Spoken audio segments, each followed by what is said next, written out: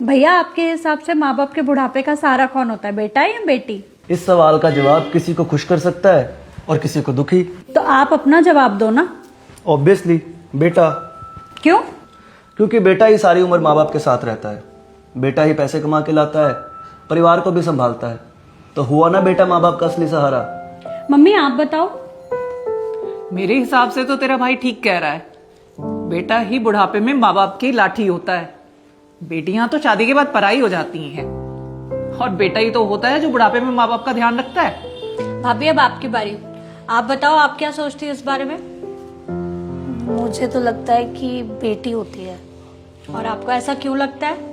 क्योंकि बेटियां समझदार होती हैं, माँ और बाप दोनों की फीलिंग समझती है और लाडली होने की वजह से वो माँ बाप का सहारा भी बन जाती है। तो मेरे हिसाब से तो लड़की। सेम पिंच भाभी, मुझे भी ऐसा ही लगता है कि माँ बाप के बुढ़ापे का सहारा बेटियां बनती हैं। पापा अब आपकी बारी। 2 वोट बेटे को है और 2 वोट बेटी को।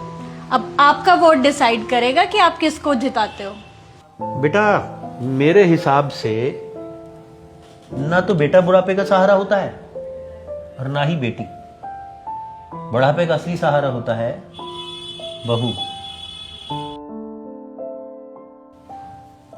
अरे तुम लोग मुझे ऐसे क्या देख रहे हो? मैं बिल्कुल ठीक कह रहा हूं। हम लोग बचपन से यही तो सुनते आए हैं, बेटा बुढ़ापे की लाठी होता है, बेटी अपने पापा का जिगर होती है।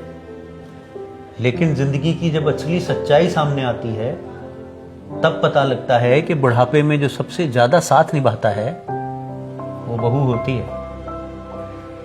बेटा शादी करता है, घर में बहू आती है और उसके बाद ही तो शुरू होती है असली जिंदगी। रोजमर्रा की छोटी छोटी जिम्मेदारियां, सास ससुर की छोटी छोटी जरूरतों को वही तो ध्यान में रखती है और वहीं से बहू बुढ़ापे का सहारा बनने लगती है। बहू ही वो होती है जिसे सास ससुर की रोज की आदतें, उनकी पसंद नापसंद, उनकी रोज की दिनचर्या धीरे धीरे सब याद हो जाती है। जिसे पता होता है कि सासू माँ को कब कड़क चाय देनी है, कब ससुर जी को दवाई देनी है। सुनने में ये छोटी छोटी बातें चाहे बहुत मामूली लगती हों, लेकिन सास ससुर के लिए ये बातें बहुत अहमियत रखती हैं। जब सास ससुर कभी बीमार पड़ जाएं तो बहू अपने 10 काम छोड़कर उनकी सेवा में लग जाती है। कब उन्हें दवा देनी है, कब किस चीज का परहेज करना है, उन्हें किस चीज से तकलीफ होती है, ये सब बहू ही तो देखती है। और दूसरी तरफ अगर बहू बीमार पड़ जाए तो सारे घर की रफ्तार थम जाती है। रसोई से लेकर दवा तक, चाय से लेकर खाना तक, सब कुछ इधर उधर हो जाता है। बेटा अगर कुछ दिन के लिए घर से बाहर चला जाए तो घर में कुछ खास फर्क नहीं पड़ता, लेकिन अगर 2 दिन के लिए बहू बीमार पड़ जाए तो सारा घर तितर बितर हो जाता है।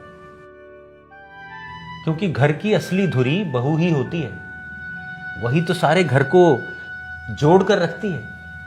बुजुर्ग माँ बाप को सबसे ज्यादा तकलीफ तभी महसूस होती है जब उनकी रोज की सहूलतें टूट जाती हैं। और उन सहूलतों का ध्यान कौन रखता है?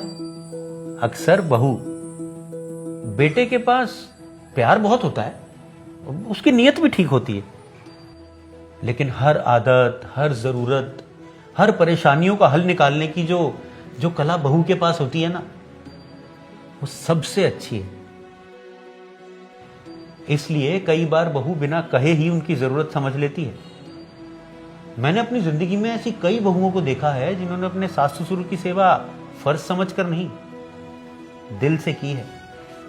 उन्होंने अपनी रातों की नींद छोड़ी है, अपनी थकान भुलाई है, अपनी परेशानियों को छोड़ा है, इसलिए कि उनके सास ससुर को कोई तकलीफ ना हो। इसलिए बेटा, बुढ़ापे का असली सहारा तो बहू ही होती है। मैं हर सास ससुर से कहना चाहता हूं कि आप लोग भी अपनी सोच बदलो। बहू को सिर्फ जिम्मेदारी समझकर मत देखो, उसे गलतियों के तराजू में मत तोलो। अगर हम मेरा प्यारा बेटा, मेरी प्यारी बेटी कह सकते हैं तो एक बार मेरी प्यारी बहू भी कहकर देखो। और देखना, सिर्फ एक लफ्ज से उसके दिल में तुम्हारे लिए कितना प्यार भर जाएगा। बहू की कमियों को तो हर कोई देख लेता है, लेकिन उसकी अच्छाइयों को पहचानना भी उतना ही जरूरी है। उसे घर की नौकरानी नहीं, घर का मेंबर समझो। उसे इज्जत दोगे, सम्मान दोगे, तो वो आपके घर को संभालेगी नहीं, बल्कि उस घर को स्वर्ग बना देगी। जिस तरह से हम कहते हैं मेरी बेटी मेरा गौरव, अगर हम ये भी कहें मेरी बहू मेरा अभिमान, यकीन मानो रिश्तों में मिठास और भी ज्यादा बढ़ जाएगी। अरे वाह पापा, आपने तो सबको क्लीन बोल्ड कर दिया।